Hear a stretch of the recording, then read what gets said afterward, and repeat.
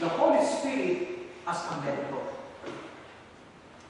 Now let's go back to our study of the Holy Spirit. Remember last Sunday?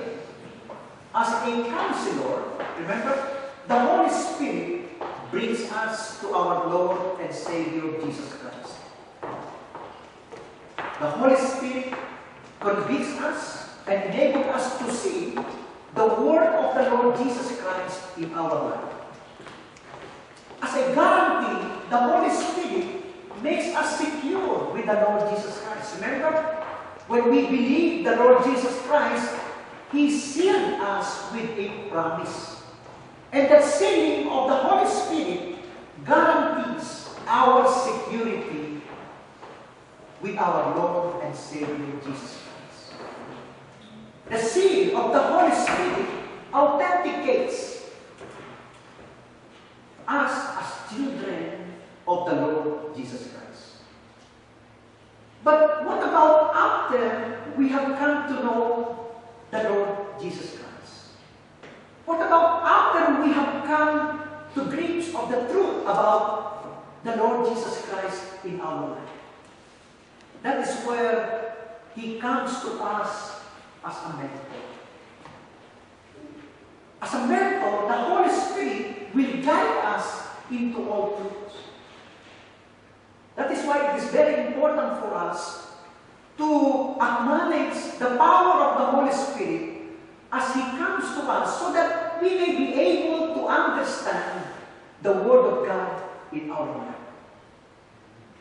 As a Holy Spirit, the Holy Spirit will guide you and me into all truth. And that is where the knowledge of the Holy Spirit will come upon each one of us. Here you will find at the beginning of verse 16, you will find that the Holy Spirit enables us to fulfill the law of love.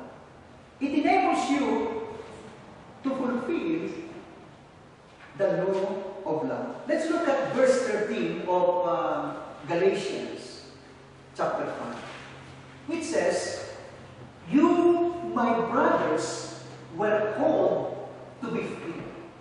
You, my brothers, were called to be free. So that is what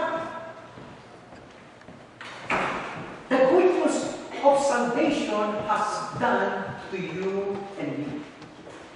The good news of salvation has come and has freed us from the bondage of sin and sin.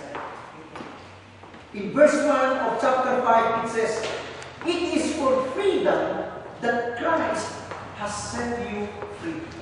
It is for freedom that Christ has set you free. So what kind of freedom is that? Here in America, we have that freedom to worship God, freedom of speech, freedom from want, freedom from what we call from here, and also of poverty, But this is where freedom comes through the gospel of the Lord Jesus Christ. The freedom from the bondage of sin and sin. The freedom that I have mentioned to you are guaranteed in our Constitution.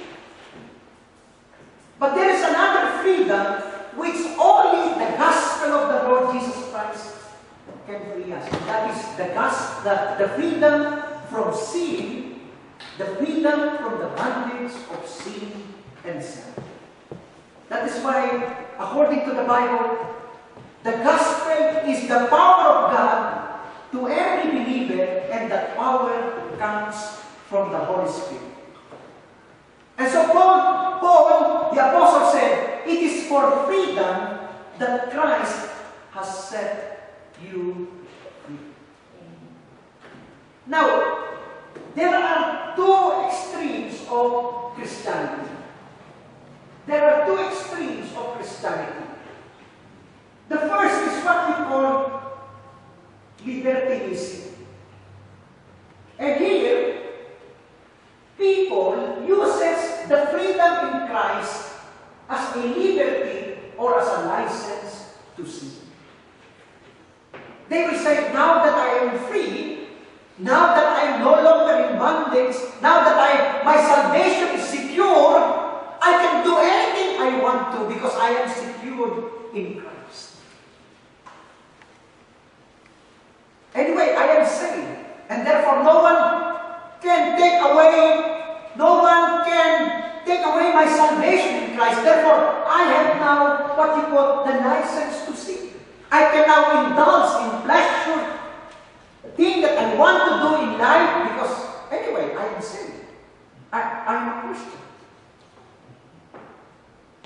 The second extreme is what you call legalism. And this is kind of extreme, imposes law on liberty. And this is what you call the do's and don'ts of Christianity. And what's that, Like, hey, why do you come to church wearing pants? Because there are churches, if the ladies come in blue jeans and pants, you will not be allowed to wash. If there are people who come to church with long hair, they will not allow them to come to enter the church. So everything, they impose everything on every believer, on the kind of behavior they do. So these are the do's and don'ts of Christianity. So these are the two extremes of Christianity. But here, you will find that in verse 13, you will find, you, my brothers, were called to be free, but do not use your freedom to indulge the sinful nature. Rather, serve one another in love. So, there is the possibility, my dear people of God, that because a person is freed from the law, he will live in self-indulgence and sensuality. Freedom is used as a license to sin, is no freedom at all, because it enslaves you to Satan, to sin, and to yourself. That is why Paul the Apostle warned the Galatians. They warned the Galatians. Because after they have come to know the Lord Jesus Christ, they continue to worship and bow down to the gods in the temple. And when people go to the temple, they have that kind of worship that in front of their God, part of their worship is to engage in what they call sexual orgies. So, in front of their God called Aphrodite or Diana, they have what we call that sexual orgies as part of their worship to God. And Paul called upon them, hey, you have been freed already from the bondage of sin and slavery, and therefore do not use your freedom to indulge in your sensuality. But instead, serve one another in love. You see, if we do not surrender our lives to Christ, we are prone to serve our flesh. Remember, as believers, we have not been freed from our sin. Sin continues to attack you and me every day of our life. But because of the grace of God, this keeps us away from sin.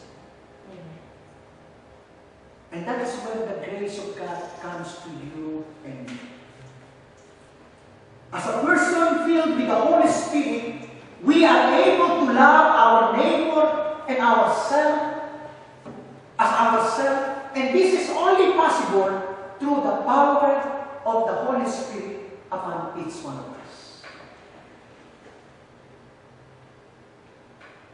You know, there was this story about this woman from Venezuela, Miss Venezuela, who won the Miss Universe contest during the 90s. After winning the Miss Universe contest, he was asked, now that you have won the contest, what will you do? And she said that, you know, for the past 3 weeks, I will do what I have failed to do. I will eat, and sleep. Because, you know, the schedule in the beauty pageant, you know, was very hectic, you know.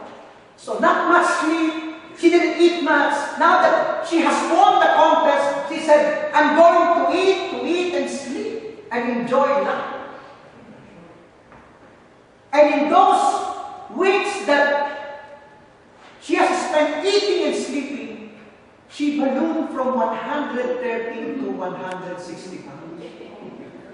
And that alarmed the organizers because she has what you call contracts to wear swimsuits, you know, contracts to wear fashions, dresses, you know. Yeah. And so the organizers were alarmed because she ballooned.